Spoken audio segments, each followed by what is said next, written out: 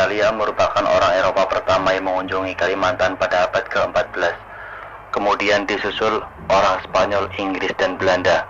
Kerajaan Sambas merupakan daerah pertama yang berada di bawah pengaruh Belanda semenjak kontrak dengan VOC yang dibuat oleh Ratu Sabudak, Raja Sambas pada tanggal 1 Oktober 1609. Pada tanggal 4 September 1635, Kesultanan Banjar membuat kontrak perdagangan yang pertama dengan VOC, dan VOC akan membantu Banjar menaklukkan pasar.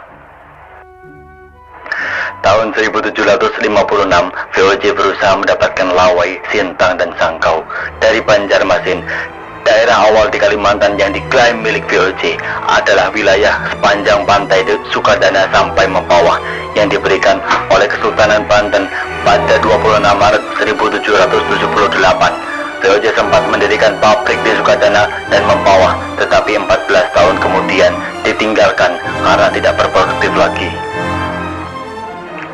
Kebijakan ekonomi kolonial dari tahun 1830 sampai 1901 mencakup beberapa bahasan, yaitu bahasan kultur stelsel, politik kolonial liberal, imperialisme modern menuju ke politik etis, dan sekitar politik etis.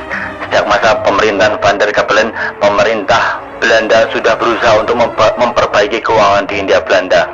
Usaha tersebut semakin mendapat hambatan akibat persaingan perdagangan dengan Inggris. Dalam perdagangan samudera, Inggris telah mengungguli perdagangan Belanda. Berdirinya Singapura pada tahun 1819 menyebabkan peranan Batavia semakin merosot sebagai pusat perdagangan di Asia Tenggara Kepulauan.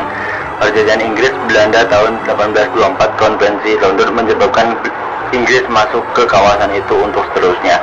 Barang-barang buatan Inggris menyaingi barang-barang Belanda, termasuk yang dikonsumsi di Jawa. Pada tahun 1830, negeri Belanda pecah karena perlawanan orang-orang Belgia. Dengan adanya peristiwa ini, maka kultur stelsel atau sistem tanam paksa sebagaimana direncanakan oleh Van den Bosch itu dianggap sebagai satu-satunya jalan untuk mengatasi keuangan Belanda itu. Tujuan dari politik tanam paksa adalah untuk memperoleh uang yang sebanyak-banyaknya dari penjualan hasil bumi yang laku di Eropa. Ternyata kultur stelsel atau sistem tanam paksa menyebabkan rakyat Indonesia menjadi semakin miskin, sehingga di beberapa daerah yang kurang subur mulai terserang bahaya kelaparan. Satu-satunya daerah yang tidak menderita hanyalah di Pasuruan, sebab hasilnya berlimpah sehingga para peranan mampu membayar buruh sawah yang mengerjakan tanahnya.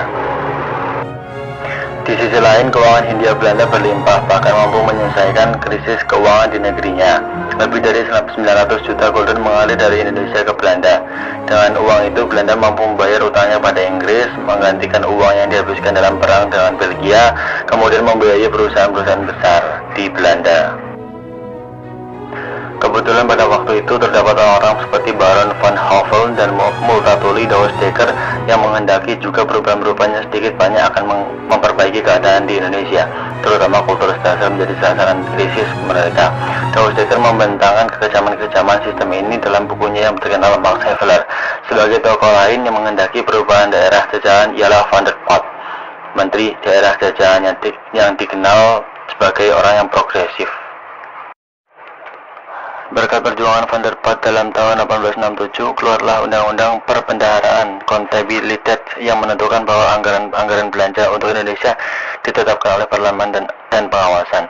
Pada tahun 1870, keluarlah Undang-Undang Agraria yang disusun oleh Menteri De Waal. Undang-undang ini menerangkan bahwa yang pertama, pemerintah berhak menyediakan tanah yang tidak dipergunakan penduduk asli selama 75 tahun. Kemudian penduduk asli tidak boleh memperjualbelikan tanahnya kepada orang asing, tetapi boleh menyewakan.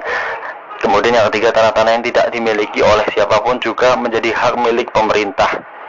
Dengan adanya UU Agraria, berarti Belanda menganut politik pintu terbuka, yang berarti pemerintah kolonial memberikan kesempatan kaum-kaum modal asing, Belanda, Inggris, Amerika untuk menanamkan modal sebanyak-banyaknya ke Indonesia. Perusahaan-perusahaan swasta menunjukkan tanda-tanda lebih menekan daripada pemerintah. Usaha-usaha untuk sedikit memperbaiki nasib rakyat Indonesia baru dilaksanakan pada peralihan abad ke-19 ke 20. Kebijaksanaan yang melandasinya dikenal dengan sebutan politik etis.